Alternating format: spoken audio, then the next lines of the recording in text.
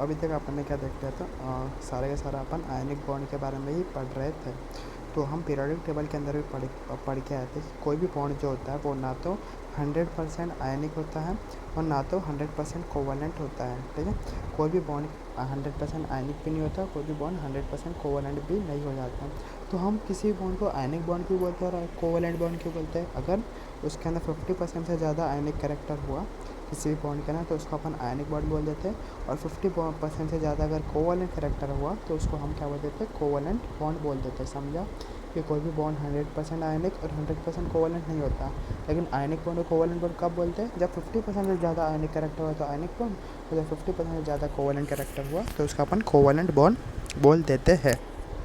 तो क्या ionic bond के अंदर भी कोवलेंट कैरेक्टर होता है? हाँ, होता है। तो उसको किसी ने कैलकुलेट किया है क्या? किसी ने उसको कंपेयर करने का कोई तरीका बनाया है क्या? हाँ, बनाया है। कौन है वो? उसका नाम है फजान। क्या नाम है उसका? नाम है फजान। ठीक है, तो फजान एक साइंटिस्ट है जिसने कैलकुलेट करने का तरीका बनाया गया है। तो फजान ने एक रूल दिया था जो अपने को क्या देता है? Qualitative analysis of covalent character देता है। किसके अंदर देता है?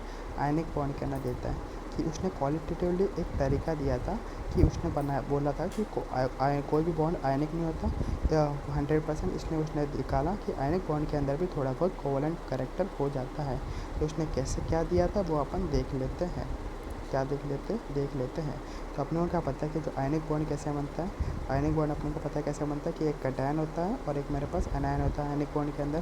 कि कैटायन क्या कर रहा रहेगा? एक इलेक्ट्रॉन देता है आयनिक बॉन्ड के अंदर, और एनायन क्या करता है? एक इलेक्ट्रॉन लेता है। NaCl का एग्जाम्पल ले लो कि ये NaCl के अंदर जो Na का प्लस का जो कैटायन रहेगा वो एक इलेक्ट्रॉन दे देगा, और ये जो क्लोरीन रहेगा वो क्या करेगा? एक इलेक्ट्रॉन ले लेगा, और इनके बीच में क्या बन जाएगा? आयनिक बॉन्ड बन जाएगा।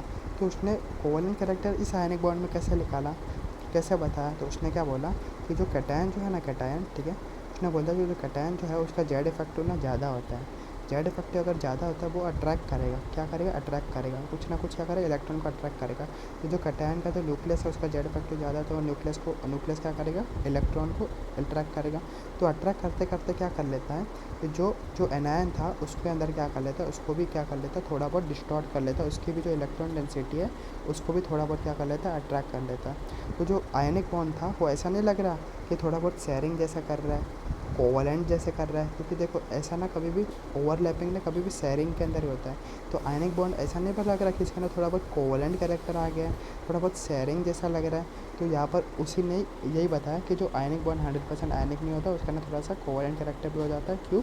कि जो कैटायन जो होता है वो क्या कर लेता है? जो एनायन होता है उसकी इलेक्ट्रॉन डेंसिटी को अपने तरफ क्या कर लेता है? डिस्टॉर्ट कर लेता है। तो इसी के बेसिस पर हमारे पास कुछ कुछ क्या हो जाता है? टर्म्स आ जाते हैं। कौन कौन से टर्म्स आ जाते हैं? एक होता है मेरे पास पोलराइजिंग पावर ऑफ कैटायन। क्या हो जाता है? Polarising power of cation. और इसको अपन क्या बोलते हैं? आयनिक पोटेंशियल भी बोल देते हैं। क्या बोल देते हैं? आयनिक पोटेंशियल भी बोल देते हैं। पोलराइजिंग पावर यानी कि रिझाने की पावर। किसकी पावर? रिझाने की पावर। किसकी पावर? रिझाने की पावर। फॉर एग्जाम्पल लड़का है और एक मेरे पास लड़की है, तो लड़की कितना रिझा सकती है लड़के को? सेड्यूस, रिझाना यानी कि सेड्यूस करना। ठीक है, सेड्यूस करना, अपनी तरफ आकर्षित करना। लड़की लड़के को कितना आकर्षित कर सकती है अपनी तरफ, उसको ही बोलते हैं अपन पोलराइजिंग पावर। तो पोलराइजिंग पावर किसका होगा? लड़की का होगा, कि वो कितना लड़के को क्या कर सकती है? रिझा सकती है। और एक दूसरा टर्म होता है उसको बोलते हैं पोलराइजेशन। पोलराइजेशन कितना? पोलराइजेशन यानी कि वो कितना रिझ सकता है, यानी कि जो लड़का इसके तरफ कितना रिझ सकता है, कितना इसके तरफ आकर्षित हो सकते हैं। पोलराइजिंग पावर क्या था? कि लड़की कितना इसके तरफ खींच सकती है, और पोलराइजेशन यानी कि लड़का उसके तरफ कितना जा सकता है। उसी को अपन ये दोनों टर्म्स अपन देख रहे हैं। तो वही सेम है कि पोलराइजिंग पावर किसका होगा? कैटायन का होगा, क्योंकि कैटायन कितना इसको अपने तरफ रिझा सकता है, ठीक है, अपने तरफ इसको बुला सकता है एनायन को। और पोलराइजेशन एनायन का होगा, यानी कि एनायन कितना इसके तरफ जाएगा अट्रैक्ट होने के बाद। अगर लड़की उसको पसंद रहेगी तो चले जाएगा, तो एनायन में यानी कि कैटायन उसको पसंद रहेगा तो एनायन चले जाएगा। तो ये सारे के सारे आपने डेली के बेसिस पर मैंने बता दिया। तो अपन इसका डेफिनेशन भी पढ़ लेते हैं। पोलराइजिंग पावर यानी कि रिझाने वाला पावर। पोलराइजिंग पावर क्या होता है? कि ability of the cation to attract and distort the electron density of the anion, यानी कि कैटायन का किसी का एबिलिटी कि इसको रिझा सके और इसके इलेक्ट्रॉन डेंसिटी को अपने तरफ ले सके, तभी शेयरिंग जैसा कुछ क्रिएट हो, शेयरिंग जैसा ओवरलैप क्रिएट हो, और वो आयनिक बॉन्ड के अंदर भी कोवलेंट कैरेक्टर अपने को दिख रहा है।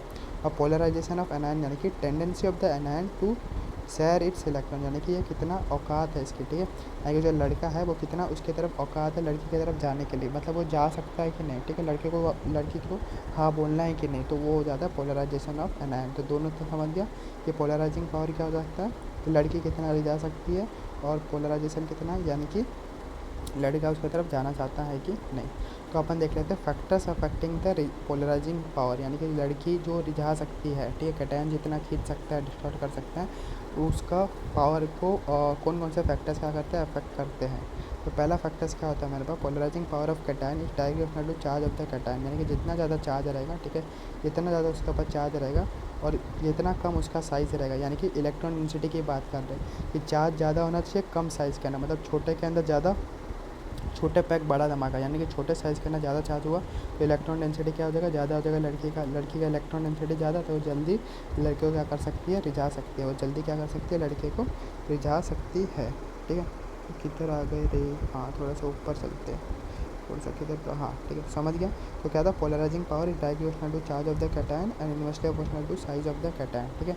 जितना ज़्यादा इलेक्ट्रॉन डेंसिटी रहेगी लड़के की, ठीक है, यानी कि उतना ज़्यादा वो क्या कर सकता है, रिझा सकती है। दूसरा क्या है, cation having pseudo noble gas configuration का ज़्यादा हो जाता है polarising power than noble gas configuration. Pseudo noble gas configuration का ज़्यादा हो जाता है noble gas. Pseudo noble gas यानी कि 18 इलेक्ट्रॉन जिसके आउटर मोस्ट ऑर्बिट के अंदर हो जाता है उसको सूडो नोबल गैस बोल देते हैं। और नोबल गैस यानी कि लास्ट में ऑक्टेट भरा रहेगा, तो 18 इलेक्ट्रॉन यानी कि जिस लड़की के अंदर 18 गुण रहेंगे, ठीक है, जिस लड़की के अंदर 18 गुण रहेंगे वो ज़्यादा रिझा सकती है, उसको लड़का पसंद आएगा, अच्छे से लड़का उसके तरफ चला जाएगा।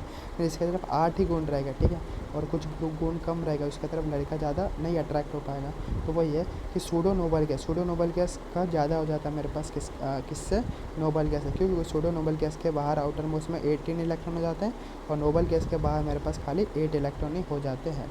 तो ये समझ गया मेरे को पोलराइजिंग पावर ऑफ कैटायन, ठीक है, कि जो लड़की कैटायन है, तो लड़की का पोलराइजिंग पावर किस पर डिपेंड कर रहा है, कि उसका कितना चार्ज डेंसिटी कितना है, यानी कि कम साइज़ में कितना ज़्यादा चार्ज है, ठीक है, छोटा पे कितना धमाका ज़्यादा है, एक तो वो है। और दूसरा मेरे पास क्या है उसका, कि सूडो नोबल गैस कॉन्फ़िगरेशन का ज़्यादा होगा मेरे पास नोबल गैस कॉन्फ़िगरेशन, यानी कि जितना ज़्यादा गुण रहेगा उसका ना, ठीक है, 18 गुण रहेंगे लड़की का ना, तो लड़का जल्दी आएगा उसके पास।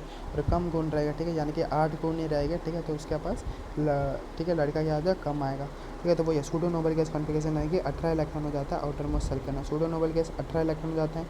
तो नॉर्मली कौन सूडो नोबल गैस 18 इलेक्ट्रॉन कैसे हो जाता है, डी के अंदर 10 और फिर उसका एस के अंदर 2 और 6, तो 18 हो गए कि नहीं।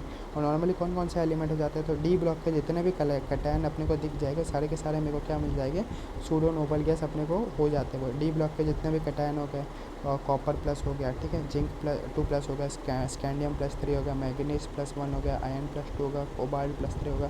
तो डी ब्लॉक के जितने भी कैटायन है सारे के सारे क्या सूडो नोबल गैस कॉन्फ़िगरेशन क्या करते हैं, होल्ड करते हैं, ठीक है। तो सूडो नोबल गैस का ज़्यादा होता है नोबल गैस से। और नोबल गैस कॉन्फ़िगरेशन क्या होता है, यानी कि 8 इलेक्ट्रॉन होता है आउटर मोस्ट सेल के अंदर, यानी कि NH2 NP6 हो जाता है, यानी 6 और 2 कितने 8 हो जाते हैं।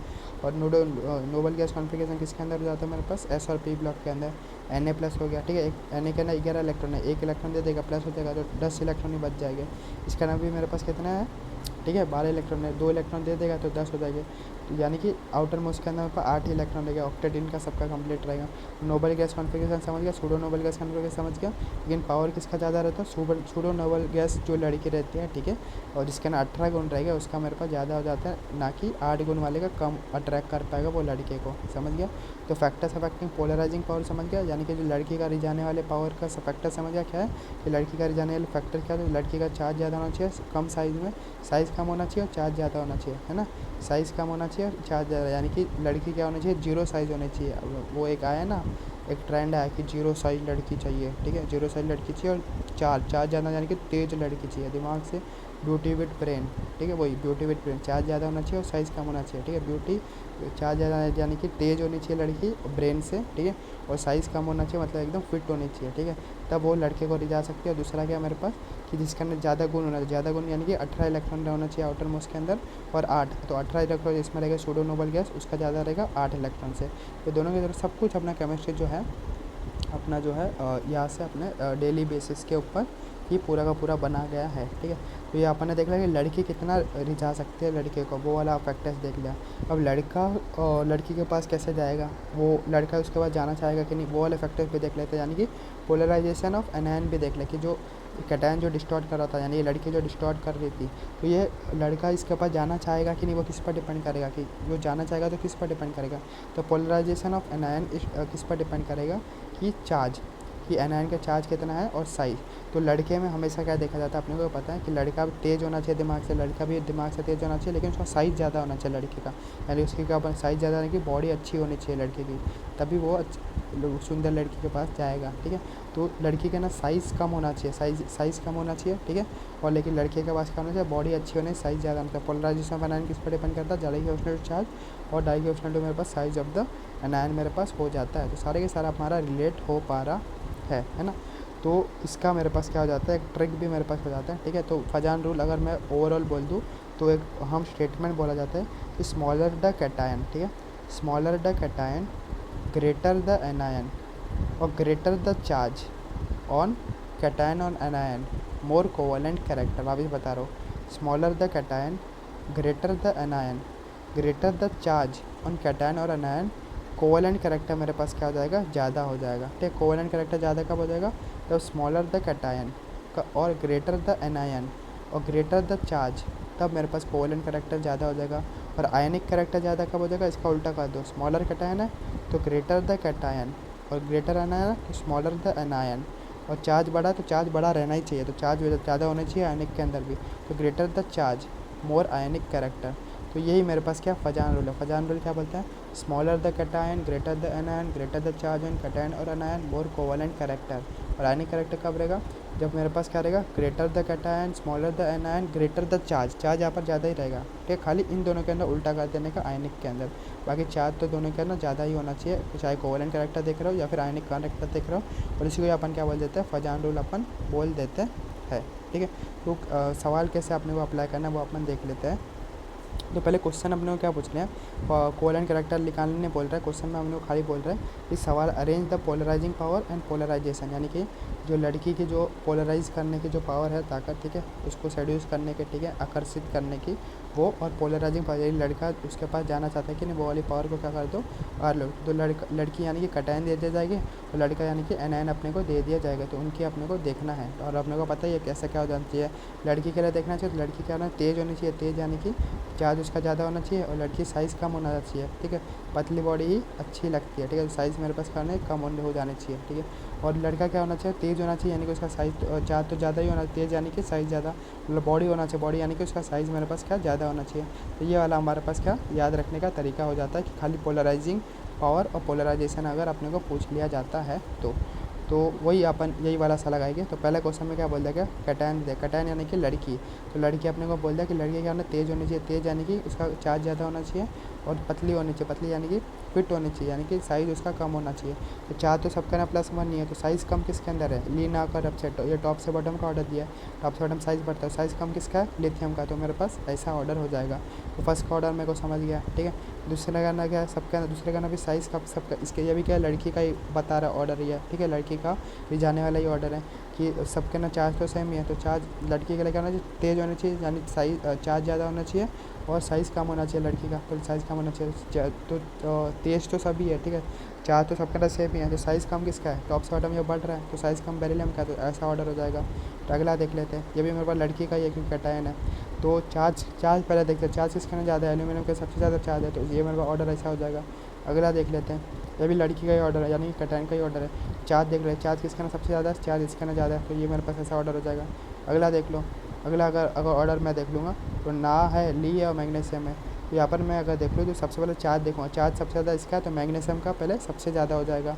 फिर अब इन दोनों का चार्ज क्या सेम है, इन दोनों का चार्ज सेम है, तो मैं दूसरे रूल पे जाऊँगा, यानी कि साइज़ किसका कम है, लड़की का साइज़ कम होना चाहिए, साइज़ किसका है, ठीक है, ली ना क, ठीक है, तो अपन ऐसा लिखते हैं ना, ली लिखते हैं फिर ना, इस साइज़ किसका है, टॉप से बॉटम साइज़ बढ़ता है, साइज़ बढ़ता है तो साइज़ कम किसका है, ली का कम है, तो साइज़ कम है तो ली का ज़्यादा हो जाएगा, ली का क्या हो जाएगा, ज़्यादा हो जाएगा, और फिर उसके बाद में सबसे कम किसका हो जाएगा, सोडियम का हो जाएगा। तो इसका ऑर्डर क्या हो जाएगा, सोडियम, लिथियम और मैग्नीशियम। तो ये वाला भी हमारा हो गया। फिर अगला देख लेते हैं कि देख लो, चार्ज ज़्यादा होना चाहिए और साइज़ कम होना चाहिए, तो चार्ज तो दोनों का क्या सेम है, लेकिन एक और चीज़ ज़्यादा हो, एक और चीज़ कान खड़े हो जाना चाहिए। एक और चीज़ चेक करना रहता है कि सूडो ठीक है, सूडो नोबल गैस कॉन्फ़िगरेशन और नोबल गैस कॉन्फ़िगरेशन दोनों चेक करना रहता है। तो ये मेरे पास कॉपर प्लस मेरे को क्या है, डी ब्लॉक का एलिमेंट है। डी ब्लॉक के जितने भी कैटायन होते हैं उनके पास क्या हो जाता है, मेरे पास सूडो नोबल गैस कॉन्फ़िगरेशन हो जाता है। तो इसके पास सूडो नोबल गैस कॉन्फ़िगरेशन हो जाएगा। और सूडो नोबल गैस कॉन्फ़िगरेशन का जो रिजाने जो लड़की हो जाती है सूडो नोबल गैस वाली, यानी कि इसके पास 18 गुण जो हो जाते हैं, 18 गुण वाले, और इसके पास कितना 8 ही गुण है, यानी कि 8 ही इलेक्ट्रॉन आउटर मोस्ट है। क्यों? क्योंकि ये मेरे पास नोबल गैस कॉन्फ़िगरेशन है जो सूडो नोबल गैस, तो 18 गुण वाली लड़की अच्छा रिझा सकती है, इसलिए इसका मेरे पास ज़्यादा हो जाएगा। फिर वही अगले वाले के अंदर भी सेम ही है। ठीक है, मेरे पास पोटेशियम है और मेरे पास क्या ये डी ब्लॉक का, डी ब्लॉक यानी कि ये 18 गुण है इसके पास। ठीक है, और ये मेरे पास क्या पोटेशियम यानी कि 18 इलेक्ट्रॉन है, 18 इलेक्ट्रॉन है, लेकिन आउटर मोस्ट का ना 8 इलेक्ट्रॉन है, 2,8,8, तो आउटर मोस्ट का ना 8 ही है। तो ये 8 गुण वाली लड़की है और ये 18 गुण वाली लड़की है। कौन अच्छे से रिझा सकती है लड़के को? 18 गुण वाली। तो ये मेरे पास हो जाएगा, यानी कि सूडो नोबल गैस मेरे पास ज़्यादा रहेगा नोबल गैस से। ठीक है, तो सारे के सारे अपने कंसेप्ट से ही बन रहे हैं। अगला सवाल देख लेते हैं कि Be+2 है और मेरे पास एल्यूमिनियम +3 है। तो मेरे पास क्या होना चाहिए, लड़की कहना क्या होता है, तेज़ होनी चाहिए, यानी कि चार्ज ज़्यादा होना चाहिए और साइज़ कम होना चाहिए लड़की का। ठीक है, और लड़की है क्योंकि कैटायन है, प्लस पॉजिटिव दिख रहा है, तो चार्ज किसका ज़्यादा है, इसका चार्ज ज़्यादा। तो मेरे पास ऑर्डर ऐसा हो जाएगा।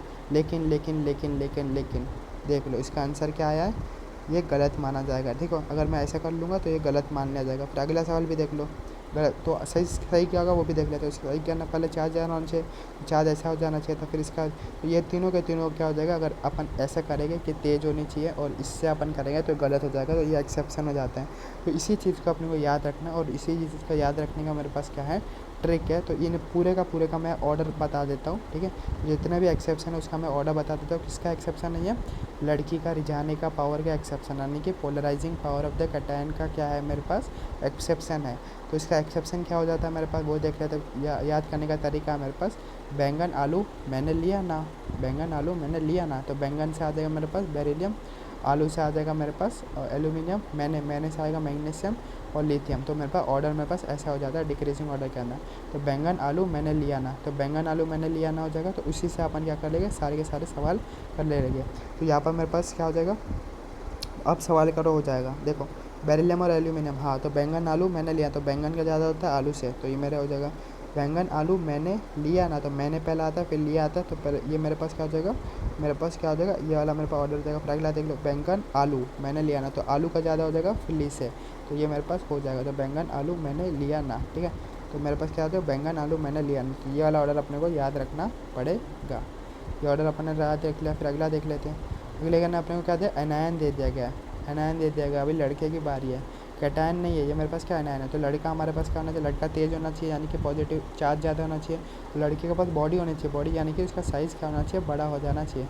लड़का चार्ज तो सबका ना सेम ही है। साइज़ किसका बड़ा है, मेरे पास आयोडीन का साइज़ सबसे बड़ा है। सबसे ज़्यादा पोलराइजेशन, यानी कि लड़का का उसके पास कितना डिस्टॉर्ट हो सकता है, उसकी बारी है। तो सबसे ज़्यादा आयोडीन, तो आई माइनस मेरे पास का सबसे ज़्यादा हो जाएगा। आई माइनस का मेरे पास क्या हो जाएगा, सबसे ज़्यादा हो जाएगा। तो अगला सवाल देख लो कि लड़का वो ये एनायन, यानी कि लड़के की बारी है। ठीक है, यानी कि जो एनायन जो है, एनायन कितना डिस्टॉर्ट हो सकता है कैटायन के पास आसानी से। तो उसका क्या होना चाहिए, लड़का है तो उसका क्या पहले तेज़ होना चाहिए, तेज़ यानी कि चार्ज ज़्यादा होना चाहिए, और साइज़ उसका साइज़ बॉडी होनी चाहिए, बॉडी यानी कि साइज़ भी उसका ज़्यादा होना चाहिए। तो चार्ज तो सबका सेम है, तो साइज़ किसका ज़्यादा है, इसका है। अगला भी लड़का ही है, तो तेज़ होना चाहिए, तेज़ यानी चार्ज ज़्यादा, चार्ज इसका ना ज़्यादा है, नाइट्रोजन का ना, तो इसका ना चार्ज ज़्यादा, तो ये ऑर्डर रहेगा ऑर्डर। फिर इसका नाम ये लड़के एनायन यानी कि लड़के, तो चार्ज ज़्यादा होना चाहिए, पहले तेज़ होना चाहिए, तेज़ सबसे ज़्यादा चार्ज इसके अंदर है। तो ऑर्डर मेरे पास क्या हो जाएगा, ऐसा हो जाएगा। ठीक है, समझ रहे हो ना। तो अगला सवाल देख लेते हैं कि ये भी क्या, लड़के यानी कि पहले तेज़ होना चाहिए, तो चार्ज तो दोनों का सेम ही है। कि साइज़ बड़ा होना चाहिए, तो ना पी, ठीक है, तो साइज टॉप से बॉटम में साइज़ बढ़ता है, तो इसका मेरे पास ज़्यादा हो जाएगा। फिर अगला सवाल देख लो, NO3 माइनस और NO2 माइनस, तो ये भी मेरे पास क्या एनायन है, एनायन यानी कि लड़के। और पहले तेज़ होने चाहिए, तेज़ यानी कि चार्ज ज़्यादा होना चाहिए, तेज़ होना चाहिए यानी कि चार्ज ज़्यादा हो जाना चाहिए। ठीक है, तो चार्ज तो दोनों का -1 ही है। अब साइज़, फिर लड़का है तो बॉडी होनी चाहिए, बॉडी यानी कि साइज़ ज़्यादा होना चाहिए। तो साइज़ किसका ज़्यादा है, NO3 माइनस का साइज़ ज़्यादा होता है कि NO2 माइनस का साइज़ ज़्यादा होता है। तो अपन ये तो कॉमन सेंस है। देखो इसके पास भी एक नाइट्रोजन है, इसके पास 3 ऑक्सीजन है, इसके पास 2 ऑक्सीजन है। तो 3 ऑक्सीजन है, तो उसका ऑब्वियसली क्या हो जाएगा, साइज़ बड़ा रहेगा। इसका साइज़ बड़ा, लड़की का साइज़ बड़ा होना चाहिए, तो इसका मेरे पास क्या हो जाएगा, ये ज़्यादा ऑर्डर मेरे पास मिल जाएगा। सेम टू सेम अगला सवाल ध्यान से देख लो। इसका मेरे पास कितने 4 ऑक्सीजन एनायन है। एनायन यानी कि लड़के की बात हो रही है, लड़के की बात हो रही है तो चार्ज ज़्यादा होना चाहिए। चार्ज तो सबके पास सेम ही है। फिर साइज़ ज़्यादा होना चाहिए। साइज़ किसका ज़्यादा है सबसे पास? इसका ज़्यादा, क्योंकि 4 ऑक्सीजन है। फिर यहाँ पर 3 ऑक्सीजन है, फिर 2 ऑक्सीजन है, तो ऐसा मेरे पास ऑर्डर हो जाएगा। अगला सवाल देख लो, ठीक है। तो सबसे पहले एनायन है, तो एनायन है, ठीक है। एनायन है तो मेरे पास लड़का, लड़का यानी कि चार्ज ज़्यादा तेज़ होना चाहिए। तो चार्ज तो सेम ही है, चार्ज दोनों का ना सेम ही है, -2 -2। फिर साइज़ देखने का, साइज़ किसका ज़्यादा हो जाएगा? इसका ज़्यादा है, क्योंकि इसका अंदर एक ही कार्बन, यहाँ पर 2 कार्बन, यहाँ पर 3 ऑक्सीजन, यहाँ पर 4 ऑक्सीजन, इसका साइज़ ज़्यादा हो जाएगा ऑब्वियसली ऑक्सीलेट का, इसलिए इसका ऑर्डर मेरे पास ये हो जाएगा। अगला देख लेते हैं कि ये दोनों के दोनों क्या मेरे पास लड़के है, क्योंकि एनायन है। एनायन है तो साइज़ ज़्यादा, पहले चार्ज देखना है। चार्ज क्यों तेज़ होना चाहिए लड़का। चार्ज किसका ना ज़्यादा है? यहाँ पर -1 है, यहाँ पर -2 है। चार्ज किसका ज़्यादा हो जाएगा? बोलो बोलो बोलो बोलो बोलो बोलो। ये चार्ज किसका ज़्यादा है? इसका -2 का ज़्यादा है। ये मेरे पास ऐसा वाला ऑर्डर हो जाएगा। ये अपने को समझ आ चुका है। तो वही है फैक्टर्स फॉर कोवेलेंट कैरेक्टर, वही मैंने जो बताया था ना फजान रूल की। कोवेलेंट कैरेक्टर क्या था मैंने अभी अभी रिपीट करके बताया था। Smaller the cation, greater the anion, greater the charge on cation और एनायन, मोर कोवेलेंट कैरेक्टर। और एक और चीज़ याद रखने का कैटायन के लिए कि सूडो नोबल गैस का मेरे पास ज़्यादा होता था नोबल गैस से, यानी कि 18 गुण वाली लड़की अच्छी हो जाती है 8 गुण वाले लड़की से, ठीक है, रिझाने वाले पावर से। तो smaller the cation, greater the anion, greater the charge on cation anion, more covalent character, यही फजान रूल था। और एक और चीज़ याद रखने का इसके साथ साथ में कि 18 गुण वाली लड़की अच्छा हो जाती है 8 गुण वाली लड़की से, यानी कि सूडो नोबल गैस, यानी कि जो डी ब्लॉक के कैटायन है वो अच्छे हो जाते हैं मेरे पास इनर्ट गैस, ठीक है। सूडो नोबल गैस यानी कि डी ब्लॉक के कैटायन अच्छे हो जाते हैं मेरे पास नोबल गैस कॉन्फ़िगरेशन वाले कैटायन से, ठीक है, रिझाने के लिए, ठीक है। ये भी अपने को समझ आ चुका है। फिर अपने को यहाँ पर क्या बोला? कोवेलेंट कैरेक्टर क्या करो? कंपेयर करो। क्या करो? कोवेलेंट कैरेक्टर को कंपेयर करो। तो अभी तक यहाँ पर अपन क्या कर रहे थे? खाली पोलराइजिंग पावर और पोलराइजेशन को ही क्या कर रहे थे? कंपेयर कर रहे थे। लेकिन यहाँ पर अपने को कोवेलेंट कैरेक्टर कंपेयर करना है। कोवेलेंट कैरेक्टर कंपेयर करना यानी कि फजान रूल अपने को अप्लाई करना है कि smaller the cation, greater the anion, greater the charge on cation और एनायन, मोर कोवेलेंट कैरेक्टर। और एक और चीज़ याद रखने का कि सूडो नोबल गैस का ज़्यादा हो जाता है नोबल गैस से। तो ध्यान से देख रहे थे पहले के अंदर इस सबके ना कैटायन क्या? लिथियम है। तो लिथियम तो मेरे पास साइज़ सेम ही है, तो लिथियम का कैटायन का अपने को कोई लेना देना नहीं है। Smaller the cation, greater the anion, यानी कि ग्रेटर द एनायन और greater the charge on cation और एनायन। तो सबसे पहले अपने को याद रखना रहता है कि smaller the cation, greater the anion, greater the charge on cation और एनायन। और इसके अंदर जो चार्ज जो होता है वो डोमिनेंट होता है, यानी कि पहले चार्ज देखने का सबका। चार्ज जिसके अंदर ज़्यादा है उसका सबसे ज़्यादा कोवेलेंट कैरेक्टर हो जाता है। चार्ज सबके ना देखो सेम ही है। तो लिथियम तो सबके ना सेम है, तो लिथियम का चार्ज सबके ना क्या है? +1 ही रहेगा। और ये फ्लोरीन, क्लोरीन, ब्रोमीन, आयोडीन सारे एक ही ग्रुप के, यानी कि सबका चार्ज मेरे पास -1 ही रहेगा। तो चार्ज सबके ना सेम है। फिर उसके बाद में साइज़ पे आने का, साइज़ यानी कि smaller the cation, greater the anion. Cation तो सबका ना लिथियम सेम ही है, सेम है। एनायन बड़ा होना चाहिए। एनायन बड़ा कौन सा है? फ्लोरीन बड़ा कि क्लोरीन बड़ा कि ब्रोमीन या आयोडीन? ये बड़ा है। तो कोवेलेंट वो कैरेक्टर बोला है। तो smaller the cation, greater the anion, greater the charge on cation anion. Charge सबके ना सेम है, कैटायन भी सबके ना सेम है, ठीक है। तो मेरे पास एनायन कौन सा बड़ा? आयोडीन बड़ा, तो इसका कोवेलेंट कैरेक्टर मेरे पास बड़ा हो जाएगा। पहला सवाल था इसलिए मैंने टाइम लिया। अगला सवाल देख लो। अगले सवाल कहना क्या बोलता है? पहले चार्ज देखने का, क्योंकि चार्ज पहले डोमिनेट करता है। चार्ज सबके ना सोडियम है, सोडियम है ग्रुप 1 का, तो सबका ना चार्ज +1 ही रहेगा। और फ्लोरीन, क्लोरीन, ब्रोमीन, आयोडीन एक ही ग्रुप का, तो सबका ना चार्ज -1 ही रहेगा। चार्ज सबके ना सेम है। Smaller the cation, greater the anion, cation तो सबके ना सेम ही है। तो एनायन सबसे बड़ा कौन सा? ये सबसे बड़ा ये एनायन है, तो मेरे पास ऐसा ऑर्डर हो जाएगा। अगला सवाल देख लो। पहले अपने क्या देखना है? चार्ज देखने का। अब मैं चार्ज देखने का, और क्लोरीन सबका ना सेम है, क्लोरीन सबका ना सेम है, तो सबके ना क्लोरीन सेम है। अब क्लोरीन -1 हो जाएगा, अब -1 हो जाएगा, अब माइनस फ्लोरीन यहाँ पर चार्ज कितना हो जाएगा? -1 हो जाएगा। फिर कैटायन का चार्ज देख लो अपने को। तो सोडियम का चार्ज मेरा +1 हो जाएगा, ग्रुप 1 का हो जाता है, ये +2 हो जाएगा मेरे पास। एल्यूमिनियम का मेरे पास +3 हो जाएगा, ठीक है। और सल्फ़र का यहाँ पर मेरे पास चार्ज कितना हो जाएगा? अपने ऑक्सीडेशन वाले फॉर्मूले से अपन निकाल सकते हैं कि x, और ये एक फ्लोरीन का -1, 6 का कितना हो जाएगा? -6 इक्वल्स टू ओवरऑल पूरा कंपाउंड के ऊपर चार्ज 0 0। तो सल्फ़र के ऊपर चार्ज कितना आ जाएगा? +6। तो सल्फ़र का चार्ज मेरे पास कितना हो जाएगा? +6 मेरे पास चार्ज हो जाएगा। मैंने क्या बोला? पहले चार्ज देखने का। चार्ज किसके ऊपर सबसे ज़्यादा है? सबसे ज़्यादा चार्ज सल्फ़र वाले पे, सल्फ़र वाले का सबसे ज़्यादा मेरे पास हो जाएगा। फिर एल्यूमिनियम वाले का, फिर एल्यूमिनियम वाले का मेरे पास हो जाएगा। फिर मैग्नीशियम वाले का है, तो मैग्नीशियम वाले का हो जाएगा। और सबसे ज़्यादा कम चार्ज, सबसे कम चार्ज मेरे पास सोडियम वाले का। तो ऑर्डर मेरे पास कैसा आ जाएगा? ऐसा मेरे पास आ जाएगा। तो चार्ज का पूरा खेला है। तो पहले सबसे पहले चार्ज डोमिनेट करता है, ठीक है। तो इसका नाम समझ गया ना कि SF6 का मैंने चार्ज कैसे निकाला? ऑक्सीडेशन नंबर वाले मेथड से निकाला। रेडॉक्स के अंदर अपन ऐसे निकालते हैं कि एक जिसका चेयर रहता है उसका x मान लेते हैं। और फ्लोरीन का अपने को पता है ये -1 हो जाता है, -1 का -1 हो जाता है, 6 का -6 हो जाएगा। और ओवरऑल 0 तो 0, x -6 = 0, तो x = मेरे को कितना मिल गया? 6 मिल गया चार्ज। तो इसका सल्फर का 6 और एल्यूमिनियम कितना हो जाएगा? +3 हो जाएगा, इसका +2 और इसका +1। तो चार्ज सबसे ज़्यादा किसका हो जाएगा? इसका चार्ज सबसे ज़्यादा। तो मेरे पास क्या हो जाएगा? कोवेलेंट कैरेक्टर भी इसके ज़्यादा, और ऑर्डर मेरे पास ऐसा हो जाएगा। तो ये वाला सवाल मेरे पास अच्छा था। अगला देख लेते हैं कि सबसे बड़ा चार्ज अपने को देखना रहता है। सोडियम है, सोडियम सबका चार्ज मेरा +1 ही रहेगा। ओ स्टाइल से टिप हो, यानी एक ही ग्रुप का 16 ग्रुप का, तो सबका चार्ज मेरे पास सेम ही रहेगा, -2 ही रहेगा। तो चार्ज तो सबका सेम है, तो उसके लिए क्या आता है, smaller the cation greater the anion greater the charge on cation और एनायन। तो कैटायन अपने को छोटा चाहिए, कैटायन तो सेम ही है, तो एनायन बड़ा चाहिए, एनायन बड़ा यानी कि ओ स्टाइल से टिप है। सबसे बड़ा एनायन कौन सा है, सेलेनियम है, टॉप से बॉटम पड़ता है। तो ये मेरे पास क्या हो जाएगा, कोवेलेंट कैरेक्टर मेरे पास ऑर्डर में ऐसा आ जाएगा। अगला देख लेते हैं, smaller the cation greater the anion greater the charge on cation और एनायन मोर कोवेलेंट कैरेक्टर। ठीक है, और मैं चार्ज देखो, चार्ज यहाँ पर भी +1 है, यहाँ पर मेरे पास का चार्ज मेरे पास +1 ही हो जाएगा। लेकिन जब भी कैटायन देखते हैं एक और देखने का कि सूडो इनर्ट गैस कॉन्फिगरेशन तो नहीं है, तो और इनर्ट गैस कॉन्फिगरेशन तो नहीं है, तो Na+ Na के पास 11 इलेक्ट्रॉन हो जाते हैं, एक पॉजिटिव हो गया तो हम लोग 10 इलेक्ट्रॉन हो जाएगा, 10 इलेक्ट्रॉन यानी कि इनर्ट गैस को फॉलो कर रहा है। ठीक है, नियॉन जैसा है, तो ये नोबल गैस कॉन्फिगरेशन है। कैसा है, नोबल गैस कॉन्फिगरेशन है। और Cu+ क्या, कॉपर, कॉपर मेरे पास का डी ब्लॉक का जितने भी कैटायन हो जाते हैं वो सूडो नोबल गैस कॉन्फिगरेशन को करते हैं, यानी कि 18 इलेक्ट्रॉन हो जाता है आउटर मोस्ट के अंदर, और इसके अंदर 8 इलेक्ट्रॉन हो जाते हैं। तो 18 गुण वाली लड़की क्या करता है, अच्छे से रिझा सकती है, 18 गुण वाली अच्छे से रिझा सकती है, तो उसका कोवेलेंट कैरेक्टर क्या हो जाएगा, ज़्यादा मेरे पास हो जाएगा। तो ये वाला भी अपन ने देखना है। सेम टू सेम अगला सवाल भी वैसे ही है, यहाँ पर K+1 है और Ag+1 है। तो Ag+1 यानी कि जो डी ब्लॉक का जो एलिमेंट है उसका कैटायन है, तो ये सूडो नोबल गैस कॉन्फिगरेशन इसका रहेगा। और K+1 यानी कि पोटेशियम के ना 19 इलेक्ट्रॉन होते हैं, तो 18 इलेक्ट्रॉन हो जाएगा, और 18 इलेक्ट्रॉन यानी कि 2,8, क्या हो जाएगा मेरे पास 8 हो जाएगा, यानी कि ऑक्टेट है। ऑक्टेट है 8 इलेक्ट्रॉन है, यानी कि ये नोबल गैस कॉन्फिगरेशन को क्या कर रहा है, फॉलो कर रहा है। ठीक है, 2,8, 18 यानी कि आर्गन जैसा फॉलो कर रहा है। ठीक है, आर्गन जैसा फॉलो कर रहा है। तो ये सूडो नोबल गैस है और नोबल गैस है, सूडो नोबल गैस और नोबल गैस में से किसका ज़्यादा होता है, सूडो नोबल गैस का ज़्यादा हो जाता है। तो ऐसा मेरे पास कोवेलेंट कैरेक्टर मेरे पास हो जाएगा। तो वही मैंने लिखा है कि जब भी कैटायन दिखे तो सूडो नोबल गैस का ज़्यादा हो जाता है नोबल गैस कॉन्फिगरेशन, तो ये भी चेक कर लेना। ठीक है, तो अगला सवाल देख लेते हैं अपन। ठीक है, रुबिडियम RbCl अपने को दे जाएगा और AuCl अपने को दे जाएगा, तो रुबिडियम का +1 हो जाएगा और इसका भी +1 हो जाएगा। लेकिन गोल्ड मेरे पास क्या है, डी ब्लॉक यानी कि सूडो नोबल गैस कॉन्फिगरेशन इसका हो जाएगा मेरे पास। और रुबिडियम का मेरे पास कैसा हो जाएगा, नोबल गैस कॉन्फिगरेशन अपने को देखने को मिल जाएगा। सूडो नोबल गैस का मेरे पास क्या होता है, ज़्यादा हो जाता है। तो हमेशा डी ब्लॉक के जितने भी कैटायन अपने को दिख जाएगा उसके ज़्यादा हो जाते हैं एस ब्लॉक वाले से, जो सूडो नोबल गैस का हमारे पास ज़्यादा हो जाता है नोबल गैस कॉन्फिगरेशन से। तो अगला देख लेते हो, smaller the cation greater then greater charge on cation anion और कोवेलेंट कैरेक्टर। पहले चार्ज से देख लेंगे, तो चार्ज का भी कैसे निकालते हैं, ऑक्सीड रेडॉक्स वाले मेथड से निकालते हैं। तो इसका x मान लो x, और इसका -1, 1 का -1, 2 का -2, तो x -2 = 0, तो x = 2, इसका +2 हो जाएगा।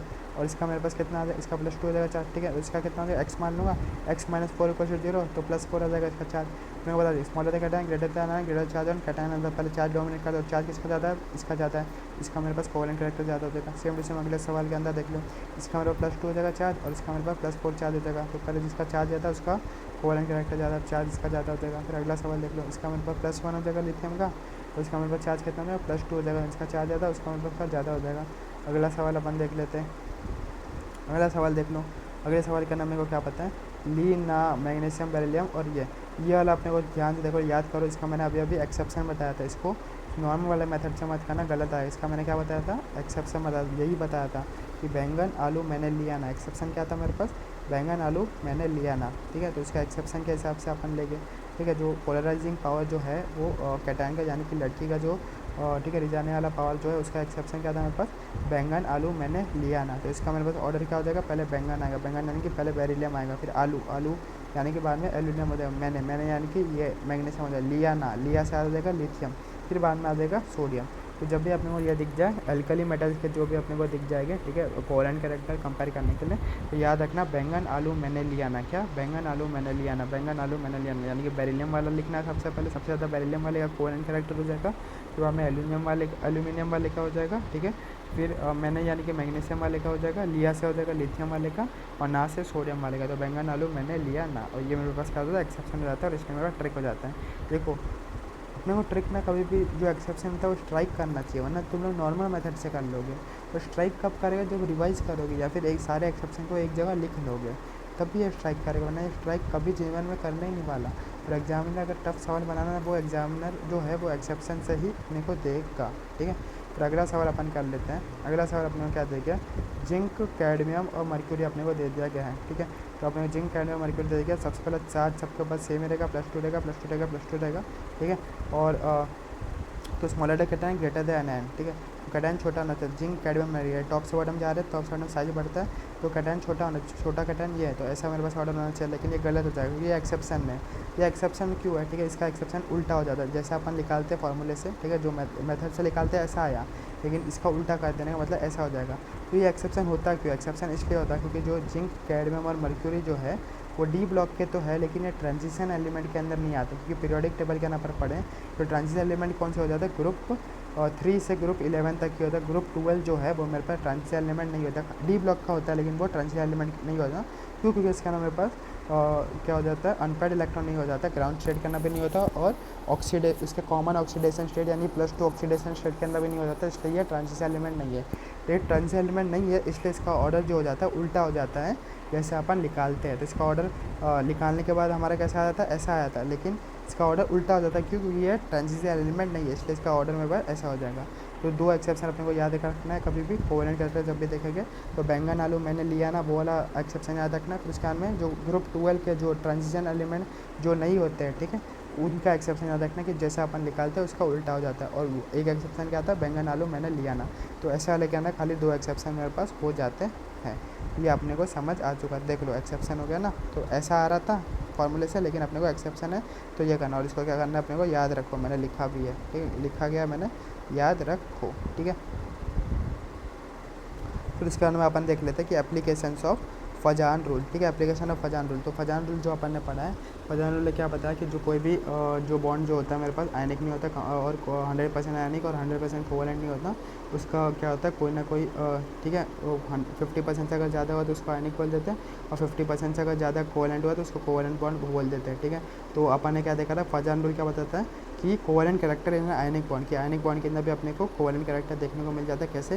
जो कैटायन जो हो जाता है वो क्या कर लेता है? डिस्टॉर्ट कर लेता है कुछ इलेक्ट्रॉन डेंसिटी को, वो ऐसा लगता है कि वो शेयरिंग हमारे पास हो रहा है। तो इसके अपन क्या देख लेते हैं? एप्लीकेशन देख लेते हैं फजान रूल के बारे में। तो फजान रूल का एप्लीकेशन क्या बोलता है? सॉल्युबिलिटी बताता है कि देखो कोवेलेंट कैरेक्टर कंपेयर करने तो अपने को आ चुका है, ठीक है, कोवेलेंट कैरेक्टर तो अपने को कंपेयर करने आ चुका है। तो अपन क्या करेंगे? कोवेलेंट कैरेक्टर का ऑर्डर लिख लेंगे और उसके इन्वर्सली प्रोपोर्शनल उसका उल्टा ऑर्डर कर देगा, तो अपने को सॉल्युबिलिटी का ऑर्डर मिल जाएगा। तो solubility inversely proportional to covalent character हो जाता है, और solubility directly proportional to ionic character हो जाता है। क्यों? क्योंकि आयन जो हो जाते हैं वो इजीली सॉल्युबल हो जाते हैं। आपने को बताइए कि कोई भी नमक हो गया, नमक क्या NaCl मेरे पास क्या आयन के फॉर्म में हो जाता है, प्लस माइनस के फॉर्म में, तो इजीली टूट के क्या हो जाएगा? सॉल्युबल हो जाएगा। इसलिए जो कोवेलेंट जो solubility directly to covalent ionic character हो जाता है, और solubility inversely proportional to covalent character मेरे पास हो जाता है। और कोवेलेंट कैरेक्टर अपन फजान रूल से निकाल लेंगे, और फजान रूल से कोवेलेंट कैरेक्टर का ऑर्डर लिख के उसका उल्टा कर दोगे तो मेरे को क्या मिल जाएगा? सॉल्युबिलिटी का ऑर्डर मिल जाएगा। तो एक मैंने एप्लीकेशन सीख लिया कि सॉल्युबिलिटी की, कोवेलेंट कैरेक्टर को फजान रूल से लिख लोगे और उसका उल्टा कर दोगे तो अपने को सॉल्युबिलिटी का ऑर्डर मिल जाएगा, ठीक है। और कोवेलेंट कैरेक्टर का उल्टा ऑर्डर लिख लोगे तो वही मेरे पास क्या हो जाएगा? आयनिक कैरेक्टर का भी ऑर्डर मेरे पास हो जाएगा। हाँ, फिर उसके बाद में आता है मेल्टिंग पॉइंट और बॉइलिंग पॉइंट। अपने को पता है कि कोई भी जो आयनिक बॉन्ड होता है उसका क्या होता है? परफेक्ट सॉलिड होता है, यानी कि उसका अच्छा सा लैटिस स्ट्रक्चर होता है। लैटिस स्ट्रक्चर होता है उसका मेल्टिंग पॉइंट और बॉइलिंग पॉइंट ज़्यादा रहेगा, और जो कोवेलेंट कैरेक्टर रहेगा उसका मेल्टिंग पॉइंट और बॉइलिंग पॉइंट मेरे पास कम रहेगा। तो कोवेलेंट कैरेक्टर अपन लिख सकते हैं किससे? फजान रूल से। फजान रूल से कोवेलेंट कैरेक्टर लिख लेकर तो इसी का अपन उल्टा कर लेंगे ऑर्डर, तो हमें मेल्टिंग पॉइंट और बॉइलिंग पॉइंट का अपने को ऑर्डर मिल जाएगा। तो 2 एप्लीकेशन देख लिया कि सॉल्युबिलिटी का ऑर्डर देखना है, कोवेलेंट कैरेक्टर का लिख लो फजान रूल से ऑर्डर और उसका उल्टा कर लो तो अपने को मिल जाएगा सॉल्युबिलिटी का। क्यों? क्योंकि सॉल्युबिलिटी डायरेक्टली प्रोपोर्शनल टू क्या होता है? आयनिक बॉन्ड होता है, तो इन्वर्सली प्रोपोर्शनल टू कोवेलेंट मेरे पास हो जाएगा, ठीक है। और मेल्टिंग पॉइंट और बॉइलिंग पॉइंट कभी भी आयनिक बॉन्ड का ज़्यादा हो जाता है। क्यों? क्योंकि उसका लैटिस स्ट्रक्चर अच्छा रहता है। तो कोवेलेंट कैरेक्टर से जो फजान रूल का अपन कोवेलेंट कैरेक्टर अपन निकाल लेगा और उसका उल्टा कर लेगा तो अपने को क्या मिल जाएगा? मेल्टिंग पॉइंट बॉइलिंग पॉइंट अपने को मिल जाएगा। फिर कलर इम्पार्टिंग टेंडेंसी, जो कलर इम्पार्टिंग जो टेंडेंसी होते हैं वो हमेशा कोवेलेंट कैरेक्टर का ज़्यादा मेरे पास हो जाता है, ना कि आयनिक कैरेक्टर का ज़्यादा हो जाता है। तो कोवेलेंट कैरेक्टर अपन फजान रूल से लिख लेंगे और फिर अपने को जो अच्छे से फिर अपने को पता चलेगा कौन अच्छे से कलर इम्पार्ट कर सकता है। इतना सारा एप्लीकेशन अपन ने देख लिया किसका? फजान रूल का। क्या करते हैं? आयनिक बॉन्ड से रिलेटेड जितना भी कुछ जो है, ठीक है, उसका क्या देख लेते हैं? NCERT देख लेते हैं जितना भी अपन ने पढ़ा है, ठीक है। तो NCERT के ना सबसे पहले जो दिया था इंपॉर्टेंट कि हाइड्रोजन का फॉर्मेशन कैसे हो जाता है। तो हाइड्रोजन एक है और दूसरा मोल हाइड्रोजन है, एटम है, वो क्या बनता है? हाइड्रोजन बना देते हैं। तो इस प्रोसेस के अंदर क्या क्या हो जाते हैं? 2 टाइप के फोर्स हो जाते हैं, एक होता है अट्रैक्टिव फोर्स और एक होता है हमारे पास रिपल्सिव फोर्स हो जाता है। तो अट्रैक्टिव फोर्स किसके बीच में हो जाएगा? एक, ठीक है, एक तो अपने ही न्यूक्लियस और अपने ही इलेक्ट्रॉन के बीच में हो जाएगा, और अपने न्यूक्लियस और अपने इलेक्ट्रॉन के बीच में हो जाएगा, ठीक है। तो एक जो हाइड्रोजन है और दूसरा हाइड्रोजन है, तो इसी के न्यूक्लियस और इसी के इलेक्ट्रॉन के बीच में अट्रैक्टिव फोर्स रहेगा, इसी के न्यूक्लियस और इसी के इलेक्ट्रॉन के बीच में अट्रैक्टिव फोर्स रहेगा, इसके न्यूक्लियस और इसके इलेक्ट्रॉन के बीच में रहेगा, और इसके न्यूक्लियस और इसके इलेक्ट्रॉन के बीच में मेरे पास क्या रहेगा, अट्रैक्टिव फोर्स अपने को देखने को मिलेगा। ये चीज़ अपन स्टार्टिंग में ही पढ़ के आते, खाली अपन बता रहा हूँ कि एनसीईआरटी के अंदर भी सेम टू सेम दिया गया है, तो मैं एक बार बता दे रहा हूँ। फिर उसके बाद में आता है रिपल्सिव फोर्स। रिपल्सिव फोर्स किसके बीच में रहेगा कि मेरे पास पहले के न्यूक्लियस, ठीक है, पहले के न्यूक्लियस और दूसरे के न्यूक्लियस के बीच में रहेगा। क्यों? ये दोनों पॉजिटिव है तो मेरे पास रिपल्सिव फोर्स रहेगा। पहले के इलेक्ट्रॉन और दूसरे के इलेक्ट्रॉन के बीच में रहेगा। क्यों? क्योंकि ये दोनों नेगेटिव है तो क्या करेगा, रिपेल करेगा। तो वही बोल रहा है कि जब भी हाइड्रोजन बन रहा है तो H2 मेरे पास जब भी मॉलिक्यूल बन रहा है, हाइड्रोजन मॉलिक्यूल बन रहा है हाइड्रोजन एटम से, तो अट्रैक्टिव फोर्स किसके बीच में होगा और रिपल्सिव फोर्स किसके बीच में होगा, ये अपने को समझ गया। अट्रैक्टिव किसके बीच में होगा, हमेशा न्यूक्लियस और इलेक्ट्रॉन के बीच में होगा, ठीक है। या तो अपने ही न्यूक्लियस और अपना इलेक्ट्रॉन हो, या फिर एक का न्यूक्लियस और दूसरे का इलेक्ट्रॉन हो। और रिपल्सन किसके बीच में होगा, या तो न्यूक्लियस के बीच में होगा, या तो इलेक्ट्रॉन के बीच में होगा। और न्यूक्लियस और इलेक्ट्रॉन हमेशा एक दूसरे के बीच में होगा। फिर उसके बाद में क्या बोलते हैं एनसीईआरटी की, H2 मॉलिक्यूल जो बनता है वो ज़्यादा स्टेबल हो जाता है हाइड्रोजन एटम से। मतलब यानी जो हाइड्रोजन एटम्स थे और जब उससे मिलकर H2 मॉलिक्यूल जब बना तो ये मॉलिक्यूल जो है वो ज़्यादा स्टेबल हो जाता है। ये ज़्यादा स्टेबल क्यों होता है? क्योंकि जब ये प्रोसेस हो जाता है, ये प्रोसेस एक्सोथर्मिक हो जाता है। क्या होता है? एक्सोथर्मिक हो जाता है। तो एनर्जी रिलीज हो जाता है इस प्रोसेस में। और अपने को पता है कि stability is inversely proportional to energy. जब भी एनर्जी रिलीज होगी यानी कि एनर्जी कम हो गई तो स्टेबिलिटी मेरे पास क्या हो जाती है, बढ़ जाती है। यही अपन पढ़ के आते स्टार्टिंग में। तो ये प्रोसेस एक्सोथर्मिक है यानी कि एनर्जी रिलीज हो रही है तो इसलिए जो H2 मॉलिक्यूल जो बन रहा है वो मेरे पास क्या हो जाएगा, स्टेबल हो जाएगा। तो एनसीईआरटी ये भी बोलती है। फिर अगला क्या बोलता है कि एनसीईआरटी के अंदर दिया गया कि जो H2 मेरे पास जो बना है उसका बॉन्ड एनर्जी का वैल्यू दिया गया है और बॉन्ड लेंथ भी अपने को दे दिया गया है कि जो हाइड्रोजन जो H2 मेरे पास बना है उसका बॉन्ड लेंथ मेरे पास 74 पिकोमीटर होता है। ये रटना नहीं है, बस देख लो कि हाँ एनसीईआरटी में दिया है 74 पिकोमीटर दिया कि और बॉन्ड एनर्जी अपने को कितना दिया, 435 अपने को कितना दे दिया गया, किलो जूल पर मोल दे दिया गया। और ये वैल्यूज़ कैसे थे, ये ग्राफ वाले इस वैल्यूज़ हैं, ठीक है। अपने को पता था ना कि स्टार्टिंग में मेरे पास यहाँ से अपन ग्राफ चालू करते हैं, कैसे यहाँ से ग्राफ चालू करते हैं, अट्रैक्टिव फोर्स ज़्यादा रहता है रिपल्सिव फोर्स से। फिर उसके अंदर एक टाइम आता है जब अट्रैक्टिव और रिपल्सिव फोर्स का इक्वल हो जाता है, पोटेंशियल एनर्जी मेरा मिनिमम हो जाता है। फिर जब बहुत अंदर घुस जाता है, जब रिश्ते के अंदर बहुत अंदर घुस जाते हैं तो एनर्जी बहुत बढ़ जाता है और अनस्टेबल हो जाता है, तो पीक मेरे पास आ जाएगा, ठीक है। तो यहाँ पर जो था ये मेरे पास क्या हो जाएगा, बॉन्ड एनर्जी हो जाएगा। ये मेरे पास बॉन्ड एनर्जी है और ओरिजिन से लेकर यहाँ तक ये मेरे पास क्या हो जाएगा, बॉन्ड लेंथ हो जाएगा। तो वही जो हाइड्रोजन जब स्टार्टिंग में आ रहे थे तो बॉन्ड एनर्जी और बॉन्ड लेंथ का वैल्यूज अपने को दे देगा। तो बॉन्ड एनर्जी जो थी वो कितनी है, ये वाले वैल्यूज अपने को कितनी दे दी गई है, 435 किलो जूल पर मोल दे देगा। और ये जो लेंथ अपने को दे देगा वो कितना दे देगा, 74 पिकोमीटर अपने को दे देगा। और ये अपन ने स्टार्टिंग में ही पढ़ लिया था इस चैप्टर के। तो मैं बता रहा हूँ कि एनसीईआरटी के अंदर कैसे क्या दिया और एनसीईआरटी को डीपली कैसे पढ़ा जाता है, ऐसे पढ़ा जाता है। टॉपर्स लोग एनसीईआरटी को ऐसे ही पढ़ते हैं। तो एनसीईआरटी का पहला समझ गया कि हाइड्रोजन कैसे बनता है, कि दो एटम थे हाइड्रोजन के और H2 मॉलिक्यूल मेरे पास बन गया। अट्रैक्टिव फोर्स किसके बीच में हो जाता है मेरे पास, रिपल्सिव किसके बीच में हो जाता है कि H2 मॉलिक्यूल मेरे पास स्टेबल क्यों हो जाता है हाइड्रोजन एटम से, क्यों? क्योंकि एक्सोथर्मिक का रिलीज हो गया energy is inversely proportional to stability, energy कम होगा स्टेबिलिटी बढ़ जाएगा। फिर अपने देख लिया कि बॉन्ड एनर्जी और बॉन्ड लेंथ ग्राफ से वाले मेथड से भी देख लिया, ठीक है। और वैल्यूज़ भी अपने को दे दी गई है। तो ये एक टॉपिक समझ लिया जो एनसीईआरटी के अंदर दिया था। फिर एनसीईआरटी के अंदर अपने को एक और कुछ अपने को रटने वाले पॉइंट दिए हैं। वो क्या बोलते हैं एनसीईआरटी कि ions formation by electron transfer, ठीक है। जो मैंने बोला था इलेक्ट्रोस्टैटिक बॉन्ड, ठीक है, या फिर आयनिक बॉन्ड। जो आयनिक बॉन्ड जो था वो दिया किसने था, ठीक है। उसने जो आयनिक बॉन्ड जो अपन पढ़ते हैं कि जो NaCl के बीच में अपन पढ़ते हैं कि सोडियम हमारा एक इलेक्ट्रॉन देगा और क्लोरीन जो है वो एक इलेक्ट्रॉन लेगा और सोडियम भी अपना ऑक्टेट कंप्लीट करेगा, ये भी अपना ऑक्टेट कंप्लीट करेगा। तो ये जो बॉन्ड तो था वो कौन कौन से साइंटिस्ट ने मिलकर दिया था, तो कौन कौन से दिया था कि लिविस और कोसल, ये दो साइंटिस्ट थे, इन दोनों ने मिलकर दिया था। लेकिन मेन काम किसने किया था, कोसल ने किया था। किसने किया था मेन काम, कोसल ने किया था। फिर उसके अंदर एक मेरे पास अच्छा टर्म आ जाता है जिसका नाम हो जाता है इलेक्ट्रोवैलेंसी। इलेक्ट्रोवैलेंसी मेरे पास क्या हो जाता है वो देख लेते हैं। इलेक्ट्रोवैलेंसी का मतलब हो जाता है कि number of unit charge on an ion, यानी कि एक आयन के ऊपर कितना चार्ज है उसी को अपन बोल देते हैं electrovalency. For example calcium chloride है मेरे पास CaCl2, तो कैल्शियम के ऊपर कौन सा चार्ज है, कैल्शियम मेरे पास ग्रुप 2 का है और ग्रुप 2 के ऊपर चार्ज का कितना हो जाता है, +2 हो जाता है। तो कैल्शियम का इलेक्ट्रोवैलेंसी मेरे पास 2 हो जाएगा। क्लोरीन ग्रुप 17 का है, ग्रुप 17 का मेरे पास वैलेंसी कितना हो जाता है, 1 हो जाता है। तो मेरे पास इसका चार्ज कितना हो जाएगा, 1 हो जाएगा। फिर वैसे NaCl ग्रुप 1 का, ग्रुप 1 का मेरे पास वैलेंसी कितना हो जाता है, 1, तो इसका इलेक्ट्रोवैलेंसी 1 हो जाएगा, ठीक है। और क्लोरीन के मेरे पास ग्रुप 17 ग्रुप 17 यानी कि 7 वैलेंस इलेक्ट्रॉन 7 है, तो 1 इलेक्ट्रॉन चाहिए इसको कंप्लीट करने के लिए ऑक्टेट। तो जितने इलेक्ट्रॉन कंप्लीट करने का चाहिए उसको वैलेंसी बोल देते हैं, तो इसका वैलेंसी कितना 1 हो जाएगा, तो इसलिए इलेक्ट्रो वैलेंसी 1 हो जाएगा। फिर CF2 यानी कैल्शियम मेरा ग्रुप 2 का, तो 2 इलेक्ट्रॉन दे देगा और अपना क्या हो जाएगा, स्टेबल बन जाएगा, तो इलेक्ट्रो वैलेंसी इसका 2 है। और फ्लोरीन ग्रुप 17 का यानी कि 7 वैलेंस इलेक्ट्रॉन है, 1 इलेक्ट्रॉन चाहिए इसको ऑक्टेट कंप्लीट करने के लिए, प्लस का इलेक्ट्रो वैलेंसी मेरे पास कितना हो जाएगा, 1 हो जाएगा। ये पीरियोडिक टेबल के अंदर भी अपन पढ़ के आए थे कि, लेकिन यहाँ पर एक नया टर्म था कि इलेक्ट्रो वैलेंसी क्या होता है, कितना हो जाता है कि वैलेंसी अपने को बता देना इंडिविजुअली। कैल्शियम ग्रुप 2 का तो 2 इलेक्ट्रॉन आसानी से दे देगा, और मेरे पास बचे हुआ जो पार्ट थे उसका इनर्ट गैस कॉन्फिगरेशन स्टेबल हो जाएगा। और जो क्लोरीन जो है उसके पास 7 वैलेंस इलेक्ट्रॉन है, तो 1 इलेक्ट्रॉन अगर ले लेगा तो वो इनर्ट गैस कॉन्फिगरेशन बना लेगा, तो उसका इलेक्ट्रो वैलेंसी उसका 1 मेरे पास हो जाएगा।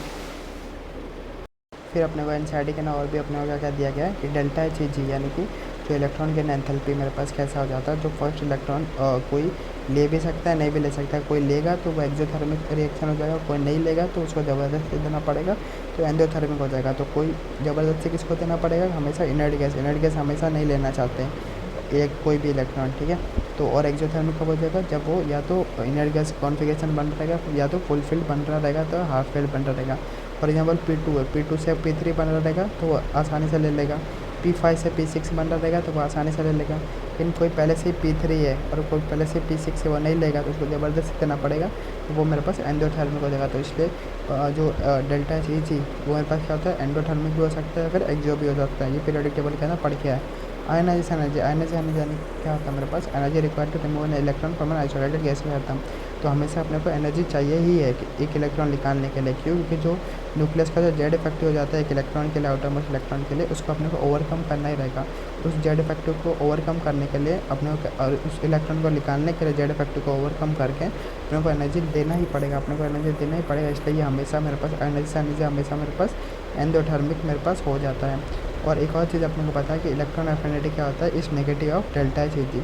कुछ ने पीरियोडिक टेबल के अंदर पढ़ लिए थे, खाली एनसीईआरटी के अंदर यहाँ पर भी अपने को दे दिया गया था, इसलिए मैंने वापस लिख लिया है। तो मैं एनसीईआरटी पढ़ा रहा हूँ मस्त एकदम खतरनाक वाला।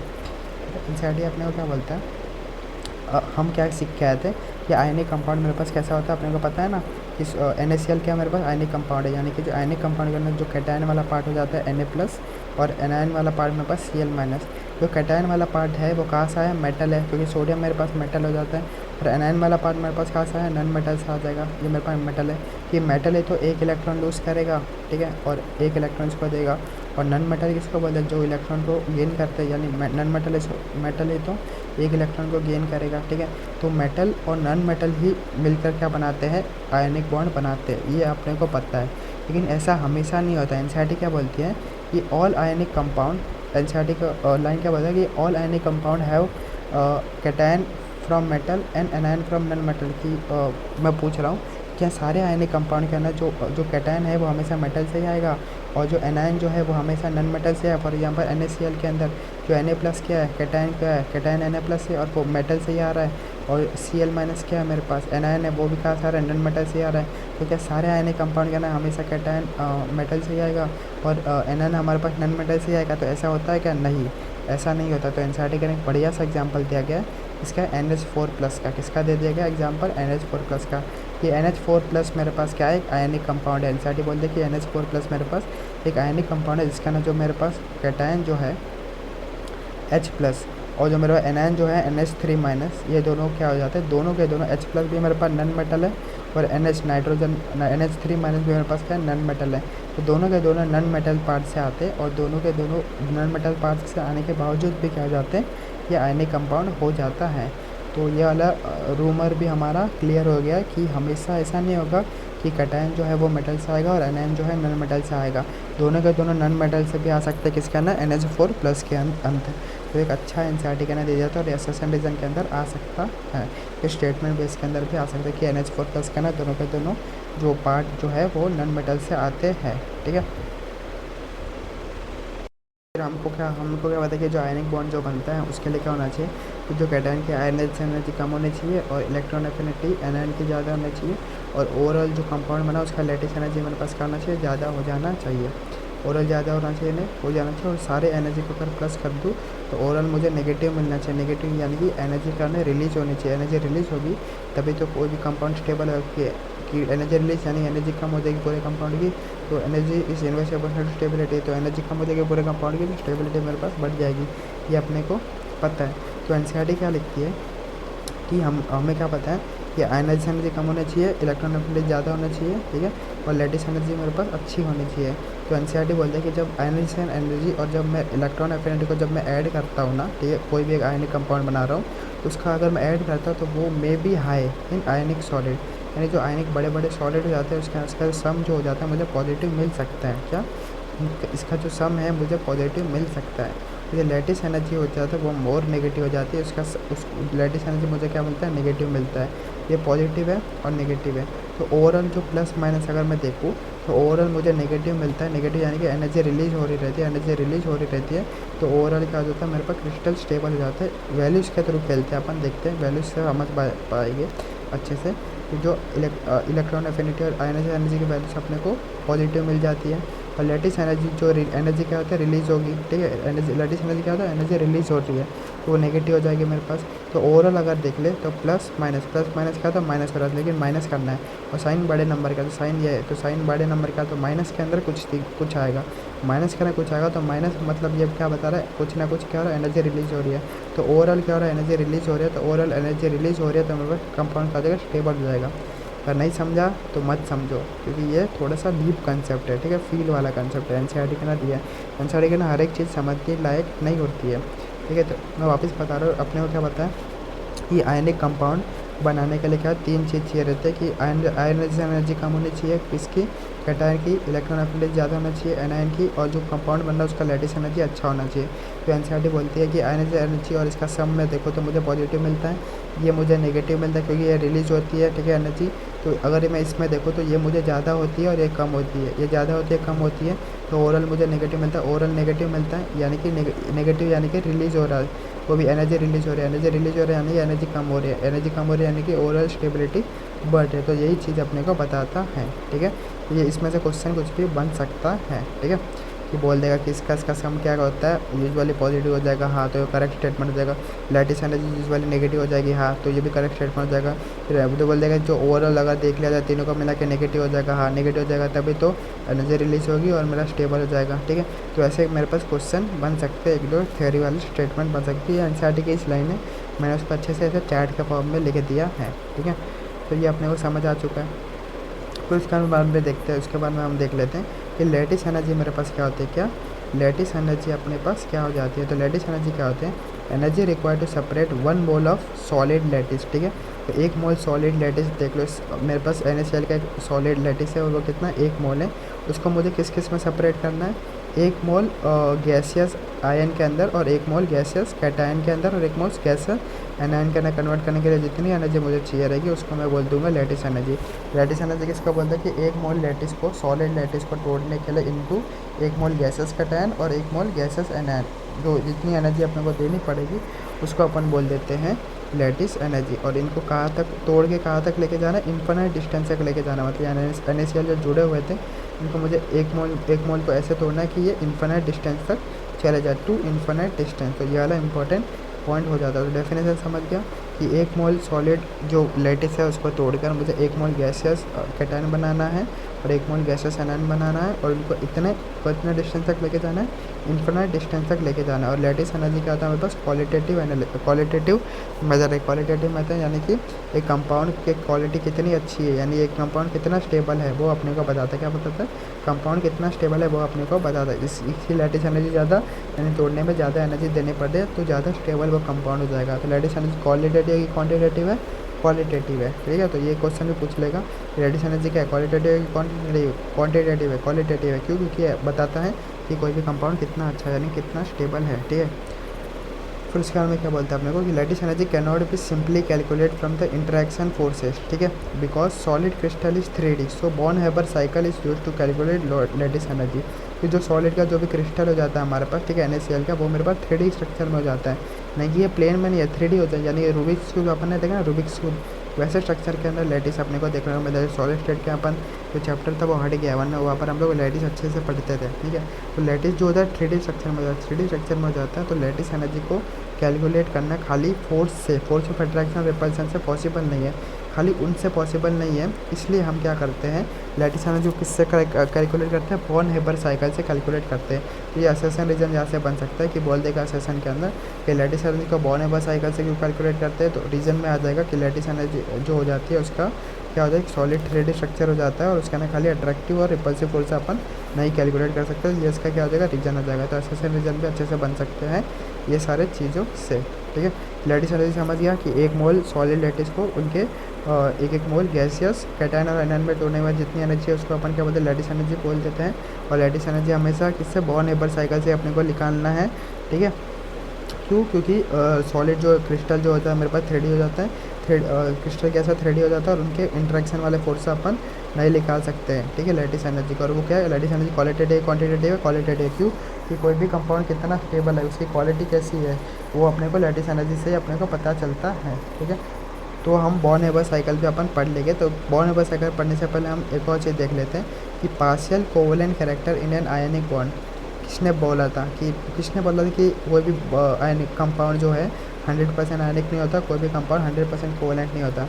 तो आयनिक बॉन्ड के अंदर भी हमने को कोवेलेंट कैरेक्टर देखने को मिलता है। कौन था वो साइंटिस्ट, फजान साइंटिस्ट था। तो फजान ने बोलता है कि जो आयनिक बॉन्ड जो होता है उसके अंदर अपने को कोवेलेंट कैरेक्टर थोड़ा बहुत देखने को मिल जाता है। कौन से फैक्टर बताया था फजान ने, पोलराइजिंग पावर होता है कैटायन, यानी जो लड़के थे वो कितना रिझा सकते हैं लड़के को, पोलराइजेबिलिटी ऑफ एनायन, यानी जो लड़का लड़की की तरफ कितना आकर्षित हो सकता है, यानी कितना रिझ सकता है, ये कितना रिझा सकती है, कितना रिझ सकती है। एक्सटेंट ऑफ पोलराइजेशन, वही ये कितना रिझ सकता है वही लड़का।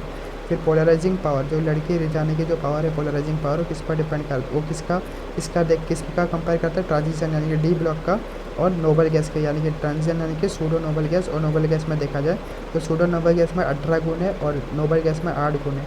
तो सूडो नोबल गैस का ज़्यादा होता है नोबल गैस है। ये मैं वापस को बता रहा हूँ क्योंकि एनसीईआरटी में दिया है ये, तो एनसीईआरटी के बारे में हम ये देखेंगे ना। टॉपिक का नाम ही क्या है, मैंने टॉपिक कैसे लिखा है, एनसीईआरटी स्क्रूटिनाइजिंग यानी एनसीईआरटी का चप्पा चप्पा एकदम को चीर फाड़ डालना, ठीक है।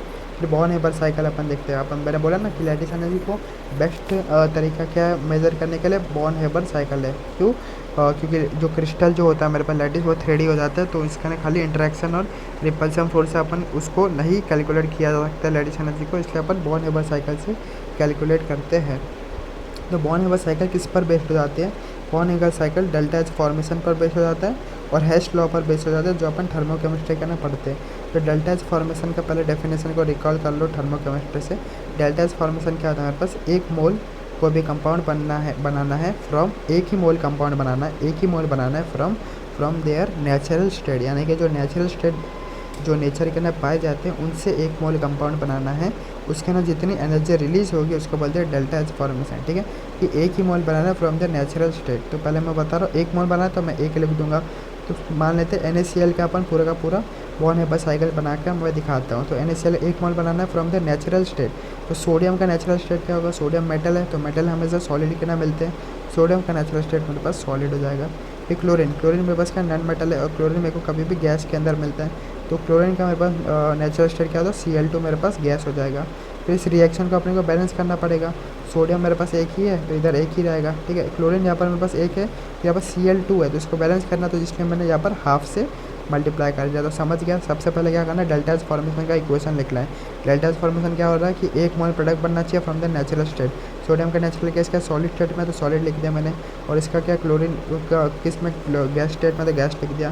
फिर मैंने क्या कर दिया, रिएक्शन को बैलेंस कर दिया। वहाँ पर राइट साइड में मेरे पास क्लोरीन एक ही था, लेफ्ट साइड में 2 क्लोरीन था, तो मैंने हाफ से मल्टीप्लाई कर दिया लेफ्ट साइड के साइड।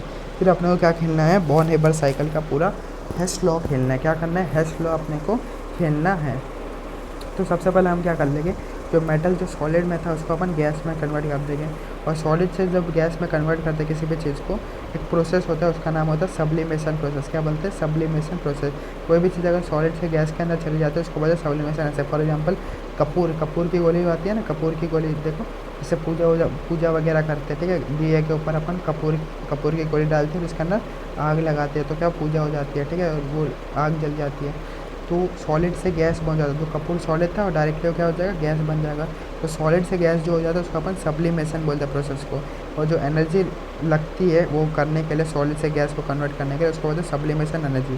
तो अपन क्या करेंगे, सॉलिड से गैस को उसका कन्वर्ट कर रहे हैं, तो यहाँ पर कौन सी एनर्जी लगेगी, सब्लिमेशन एनर्जी। तो मैंने SC लिख दिया यहाँ पर। फिर मुझे गैस को क्या करना है, इसको कैटायन के अंदर कन्वर्ट करना है, ठीक है। जो एलिमेंट है उसको कैटायन में कन्वर्ट करना है। तो कैटायन को कन्वर्ट करना है तो अपने को पता है आयनाइजेशन एनर्जी होता है। क्यों, कि energy required to remove an electron from an isolated gases atom. तो गैसेस एटम है और आइसोलेटेड है, अकेला भी है, और इसमें से मुझे एक इलेक्ट्रॉन निकालना है, तभी तो मुझे कैटायन में कन्वर्ट हो जाएगा। यहाँ पर एनर्जी अपने को लग जाएगी, कौन सी, आयनाइजेशन एनर्जी।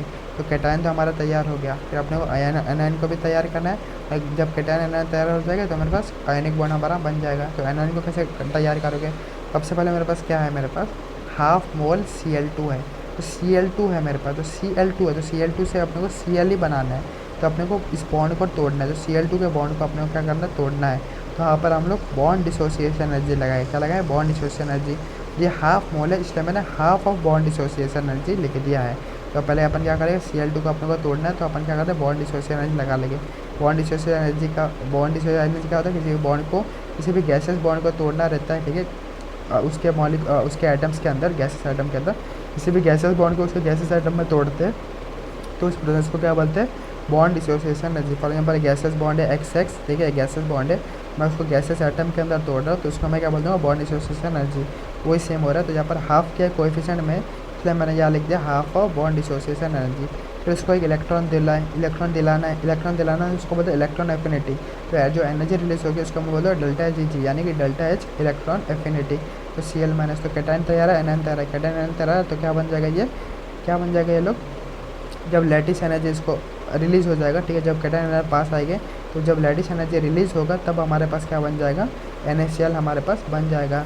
तो बॉर्न हेबर साइकिल का प्रोसेस बनाने आएगा। सबसे पहले क्या करना रहता है अपने को, कि सबसे पहले अपने को कंपाउंड लिखना रहता है, फिर उसके बाद में अपने को डेल्टा H फॉर्मेशन का इक्वेशन लिखना रहता है, फिर उसको बैलेंस करना रहता है, फिर उसके बाद में अपने को ऐसा करना रहता है कि कैटायन और एनायन मेरे पास बन जाए, कुछ भी करके कैटायन और एनायन बन जाए, तो सब्लिमेशन कर दो, ठीक है, सब्लिमेशन कर दो, बॉडी से एनर्जी कर दो, आयनाइजेशन एनर्जी कर दो, और मेरे पास ठीक है इलेक्ट्रॉन गेन एंथैल्पी कर लो।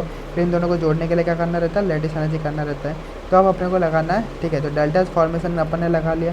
अब आती है बारी हैश लॉ लगाने की। तो हैश लॉ कैसे लगाते हैं अपने को पता ही है, कि सारे के सारे एनर्जी को जोड़ देंगे तो हमारे पास क्या हो जाएगा, ऐसा जाओ। हैश लॉ क्या बोलता है कि डिस्प्लेसमेंट वाला खेल है, कि डिस्प्लेसमेंट वाला खेल है, यहाँ से जाओ तब भी डिस्प्लेसमेंट मेरे पास इनिशियल और फाइनल पोजीशन यही है, और मैं यहाँ से यहाँ जाऊँगा तब भी मेरा इनिशियल और फाइनल पोजीशन यही है। तो यहाँ से यहाँ मैं जाऊँगा तो इसको क्या बोल दूँगा मैं, डेल्टा H फॉर्मेशन। यहाँ से यहाँ मैं गया तो ये रिएक्शन कौन सी थी, डेल्टा H फॉर्मेशन की रिएक्शन अपन लिखी थी। और यहाँ से मैं पूरा यहाँ तक गया तो ये इसके इक्वल हो जाएगा। तो यहाँ से यहाँ तक क्या था, sublimation energy plus ionisation energy plus half of bond ये प्लस ये। तो ये मेरे पास एक इक्वेशन बन गया है। तो इस इक्वेशन के अंदर अपने को एग्जाम में एग्जाम में क्या दे देगा, ये वाला वैल्यू दे देगा कुछ, ये वाला भी कुछ वैल्यू दे देगा, ये भी दे देगा, ये भी दे देगा, और ये भी अपने को दे देगा। तो अपने को ये निकालना पड़ेगा। तो लैटिस एनर्जी नहीं निकाल सकते यहाँ से, तो तब भी तो अपन ने बोला है कि जो लैटिस एनर्जी को निकालने के लिए बेस्ट मेथड कौन सा है, बॉर्न हेबर साइकिल, क्योंकि सारे वैल्यूज एग्जाम में दे देगा और लैटिस एनर्जी अपने को पूछ लेगा। तो बॉर्न हेबर साइकिल अपने को अच्छे से समझ आ चुका है। ये तो अपन ने NaCl का बना, एक और बोल देगा MgO। तो एग्जाम में क्वेश्चन कैसे देगा, ये बना के वो लोग देगा ही नहीं, सब अपने को खुद बना देगा। एग्जाम में क्वेश्चन कैसे का मैं बताता हूँ। एग्जाम में बोल देगा कि मेरे पास मैग्नीशियम ऑक्साइड मेरे पास बन रहा है, क्या बन रहा है, मैग्नीशियम ऑक्साइड मुझे बनाना है, और बाकी सारे मेरे को वैल्यू दे देगा, कि सब्लिमेशन एनर्जी का वैल्यू दे देगा मुझे, आयनाइजेशन एनर्जी 1 का वैल्यू देगा, 2 का देगा, बॉन्ड डिसोसिएशन एनर्जी का देगा, इस इलेक्ट्रॉन एफिनिटी का देगा, इसका इलेक्ट्रॉन एफिनिटी का देगा, और डेल्टा H फॉर्मेशन का अपने को दे देगा सबका वैल्यू, और बोल देगा कि लैटिस एनर्जी निकाल लो। बस इतना देगा, और ये पूरा अपने को बनाना पड़ेगा। तो कैसे बनाते हैं वो अपन देख लेते हैं। सबसे पहले अपने को बनाना रहता है कि डेल्टा H फॉर्मेशन का, तो MgO बना रहे हैं, MgO बना रहे हैं अपन, ठीक है, क्या बना रहे हैं अपन, MgO बना रहे हैं। MgO के अंदर +2 चार्ज है यहाँ पर मेरे पास -2 चार्ज है, यानी कि अपने को +2 तक लेके जाना है और -2 तक लेके जाना है। तो MgO किससे बना है, मैग्नीशियम का मेटल है, मेटल का नेचुरल स्टेट क्या था, सॉलिड, तो सॉलिड हो जाएगा। फिर ऑक्सीजन का, ऑक्सीजन क्या है मेरे पास, और क्या है मेरे पास, गैस है, तो नेचुरल स्टेट में O2 के फॉर्म में हो जाता है। यहाँ पर राइट साइड क्या ना एक ही ऑक्सीजन है, तो यहाँ पर बैलेंस करना, तो यहाँ से मैंने मल्टीप्लाई कर दिया। अब सॉलिड अपने को क्या करना है, +2 कहना बनाना है इसको, और इसको भी -2 कहना बनाना है। इसको अपने को +2 तक लेके जाना है और इसको -2 तक लेके जाना है। तो अपने को दिमाग लगाना है, ठीक है। तो कैसे लेके जाओगे +2 और -2 तक मैग्नीशियम और ऑक्सीजन को, ठीक है। तो पहले अपन क्या करेंगे, सॉलिड से गैस कहना कन्वर्ट करेंगे, सॉलिड से गैस कहना कन्वर्ट करेंगे, वही कपूर वाला एग्जाम्पल, तो उसको सप्लीमेंट एनर्जी बोल देंगे। फिर अपने उसे एक इलेक्ट्रॉन निकालेंगे तो बोलेगा एनर्जी एनर्जी, क्योंकि +1 कर दिया। नहीं, +2 तक लेके जाना है तो एक और इलेक्ट्रॉन निकालेंगे तो एनर्जी 2 हो गया, +2। ये तैयार हो गया कैटायन। तो एनायन को तैयार करो तो पहले इसको बॉन्ड है तो बॉन्ड को अपन तोड़ देंगे, तो गैसेस बॉन्ड को तोड़ देंगे, गैसेस एटम के अंदर उसको बॉन्ड इस वजह से बोल देंगे। तो हाफ क्यों लगा, क्योंकि हाफ मेरे पास कोएफिशिएंट था, मैंने हाफ लगा लिया। फिर उसके अंदर एक इलेक्ट्रॉन इसको देगा तो इलेक्ट्रॉन एफिनिटी, एक और इलेक्ट्रॉन देगा इलेक्ट्रॉन एफिनिटी। फिर ये जो बन गया कैटायन भी तैयार है, एनायन भी तैयार है, दोनों जुड़ जाएगा और क्या बन जाएगा, लैटिस एनर्जी। और फिर अपन क्या लगा लें, हैश लो लगा लेंगे। क्या लगा लेंगे, हैश लो लगा लें। हैश लो क्या होता है, डिस्प्लेसमेंट सेम रहता है, यहाँ से यहाँ क्या होता है डेल्टा फॉर्मेशन, और यहाँ से यहाँ तक क्या हो जाएगा, सेम रहेगा। तो डेल्टा फॉर्मेशन इक्वल टू यहाँ के सारे की एनर्जी को कर जोड़ देगा। और एग्जाम में क्या दे रहेगा, ये देते रहेगा और इतने सारे वैल्यूज दे रहेंगे, खाली लैटिस एनर्जी नहीं दिया रहेगा। तो लैटिस एनर्जी अपन क्या कर लेंगे, निकाल लेंगे।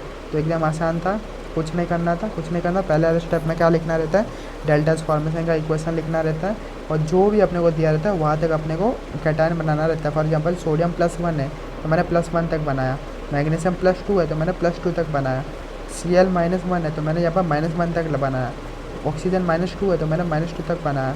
फिर उसके अंदर जो भी होता है मैंने लिखते गया कि supplementary energy, ion energy, electron affinity और लैटिस एनर्जी, ये सब मैंने ऐसे, और बॉन्ड डिस्ट्रीब्यूशन एनर्जी, ये सारी चीज़ें मैंने इक्वल कर दी है, ठीक है, हैश लॉ से, डिस्प्लेसमेंट वाले और कंसेप्ट से।